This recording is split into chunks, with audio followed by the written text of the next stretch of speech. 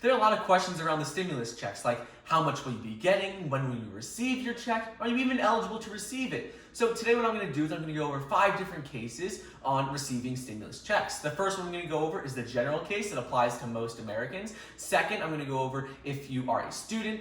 Third, if you're elderly or disabled. Fourth, if you are an immigrant. And fifth, if you recently had a newborn baby. After that, I'm going to talk about if you are recently unemployed because of the coronavirus, but you had a job during 2018 and 2019. This is going to apply to a lot of you because recently 16 million people have applied for unemployment, so make sure you stick around until the end. What's up everybody, Michael here, welcome back to another video. Before we get started today, please be sure to like the video down below and leave a comment with your takeaways from today's video. It really helps me out a lot. So anyways, let's get started and talk about the 5 different cases on receiving the stimulus relief checks. The first one we're going to talk about is the general case, which applies to most Americans. And this is if you earn less than $75,000 a year, you're eligible to receive the check. So if you're an adult, you're over 17 years old, and on your tax forms, you have an adjusted gross income of $75,000 or less, you're eligible to receive the stimulus relief bill. So this is the general case, and this applies to everything else we're going to be talking about in the future. As your income goes up to $99,000, the amount you'll be receiving incrementally decreases. So if you earn $99,000 or more, you won't be receiving anything, but if you earn, let's say, $90,000 a year, you still will be receiving some money, just not $1,200. In addition to this, if you are filed as a married couple, if you earn $150,000 or less, you are eligible for up to $2,400. So it is based on your 2018 and 2019 tax returns. If you've already filed 2019, it's going to look at 2019 first. If you haven't filed 2019, well then it's going to look back at 2018. All it's going to look at is your adjusted gross income. And if your adjusted gross income is less than $75,000 a year, well then you'll receive the full $1,200 check. The second case is if you have children who are students.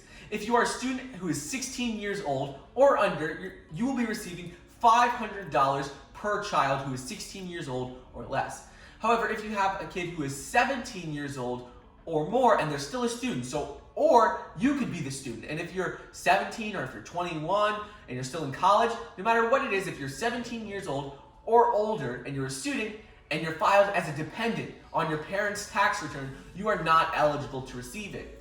But if let's say you're in college and you have your own job and you're not listed as a dependent on your parents' tax return, well then you're eligible to receive $1,200 because you're considered an adult and you filed independently. The third case is if you are elderly or disabled. So there are 2 different cases. The first is if you are a senior and you receive Social Security benefits from the government, then you don't have to do anything. The government will automatically base how much you receive based on your Social Security payments. So then you're fine, you don't have to do anything, and you're eligible for the $1,200 stimulus relief check.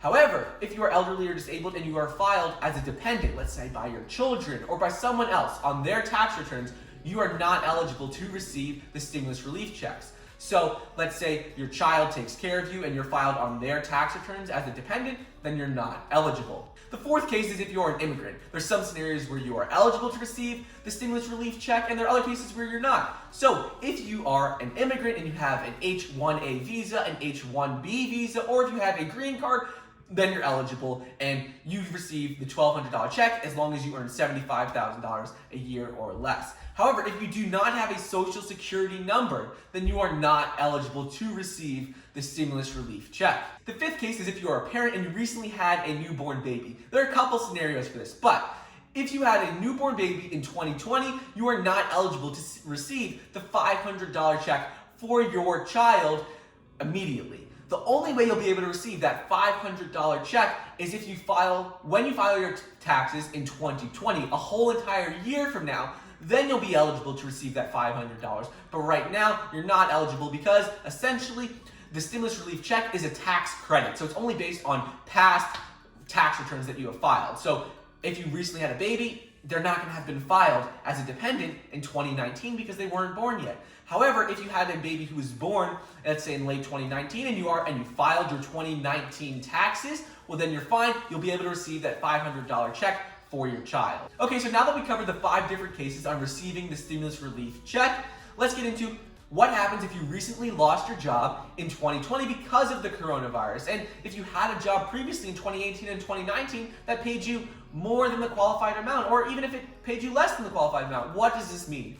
Well, if you recently lost your job because of the coronavirus in 2020, you're not going to be eligible for the $1,200 stimulus relief check. However, there are a number of other ways that you can still receive unemployment benefits and benefits from the stimulus relief package, which I talked about previously in a video I'll link below, which is titled 11 Ways to Make Money from the Stimulus Relief Package. So if you haven't watched it already, please go check that out. But if you lost your job in 2020 and you made more than the qualified amount, you're not going to be eligible. However, if in 2018 or 2019 you made, let's say, less than $75,000 a year or less than $99,000, you'll receive something from it because it is based on your 2019 tax return. So whatever is listed on your 2019 tax returns, no matter if you're employed or unemployed now, you will be receiving based on that 2019 tax return adjusted gross income amount. Okay, now let's talk about how you're going to be receiving the money from the government. Are you going to be receiving a check in the mail? Is it going to be directly deposited into your bank account? How are you going to be receiving it? Well, there are actually a couple of different ways. The government and the IRS has already started to directly deposit money into people's account as of this past Friday. However, the only way you'll receive a direct deposit is if on the IRS, you normally receive tax rebates through direct deposit. If you're not already set up to receive direct deposit, you will not be receiving it via direct deposit. You'll be receiving a check in the mail, and these can take quite a while because they're going to be having to print out millions of checks for millions of Americans. So this can take a while for them to print all of them out and send them to you. However, they're going to start sending them out on April 13th of 2020, according to the IRS. It might take a little longer if it takes longer to print. However, they're going to start to be sending out checks on April 13th. So you could be looking to receive your stimulus relief check within the next couple of weeks. So anyways, today we covered 5 different cases on whether you'll be eligible for the $1,200 check as an adult and $500 check as a child. Then we covered what will happen if you are recently unemployed because of the coronavirus and how that'll affect you receiving the check. And finally, we covered how and when you will be receiving your check. So anyways, I hope you guys enjoyed today's video. Thank you so much for watching. Please be sure to like the video down below. Leave a comment with your takeaways from today's video. It really means a lot to me. Thank you so much for watching, and I'll see you guys next time.